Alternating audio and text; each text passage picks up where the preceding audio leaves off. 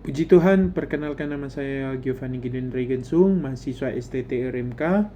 Dan video kali ini di mana saya akan membahas tugas dari spiritualitas, yaitu tentang kasih dan pengorbanan. Nah, kasih dan pengorbanan, di mana dalam Yohanes 3 ayat yang ke-16, di mana dikatakan, karena begitu besar kasih Allah akan dunia ini, sehingga ia telah mengaruniakan anaknya yang tunggal, supaya setiap orang yang percaya kepadanya tidak binasa, melainkan beroleh hidup yang kekal.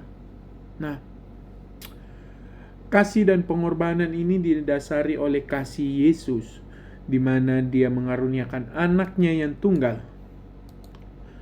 Dia mengorbankan.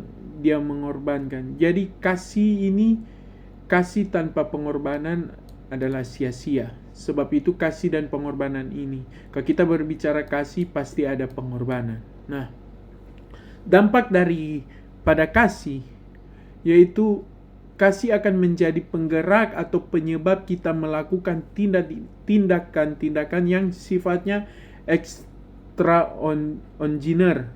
Nah, ekstra itu artinya, kalau kita pisahkan, ekstra adalah lebih dan ordinary itu adalah biasa. Jadi extraordinary adalah lebih dari biasa. Hidup dalam kekristenan, hidup dalam kita percaya kepada Tuhan, kita harus memiliki kasih dan pengorbanan.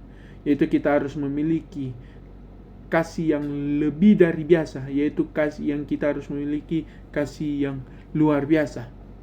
Sama seperti dalam Yohanes 3 ayat yang ke-16, di mana Tuhan mengaruniakan anaknya yang tunggal, supaya setiap orang yang percaya kepadanya tidak binasa.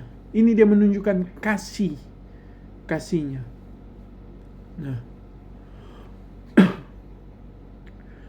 Nah, sebab itu kasih Yesus itu seperti apa? Kasih Yesus itu bagaimana? Nah, yang pertama kita lihat kasih yang berinisiatif. Dalam Roma 5 ayat yang ke-8, Allah menunjukkan kasihnya kepada kita ketika kita masih berdosa. Penerapannya ini kepada kita jika kita adalah gembala.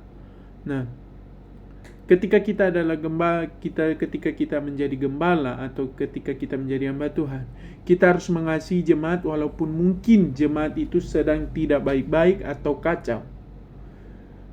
Kasih itu sangat diperlukan karena kekacauan tidak bisa diselesaikan dengan kekacauan, tapi perlu adanya kasih di dalamnya. Nah, 2, kasih yang berisiko atau berkorban. Contoh, kita telah lihat tadi, Tuhan Yesus mengasihi manusia walaupun Tuhan tahu bahwa pasti ada yang akan menolaknya.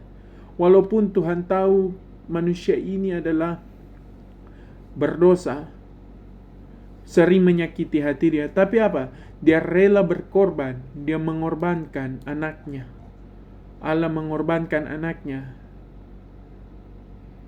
Nah, ini adalah kasih yang berisiko atau berkorban, di mana Tuhan Yesus mati walaupun banyak yang tidak akan menerimanya.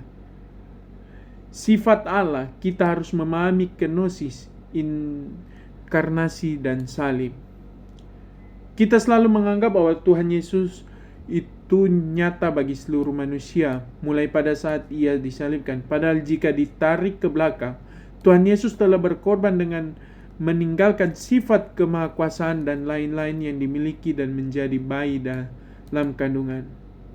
Kalau kita tidak punya kasih dalam pelayanan, maka kita tidak akan mampu melakukan sesuatu yang melampaui kebiasaan kita. Nah, kata kunci yaitu kasih membuat tindakan kita menjadi extraordinary dan membuat kita terhindar dari transaksional, yaitu ketika kita hidup dalam percaya, yaitu adalah kasih. Kita harus memiliki kasih dan pengorbanan. Apalagi kita sebagai hamba Tuhan, kita harus memiliki kasih dan pengorbanan. Nah, demikianlah tugas dari spiritualitas. Mohon maaf bila ada salah kata. Tuhan Yesus memberkati.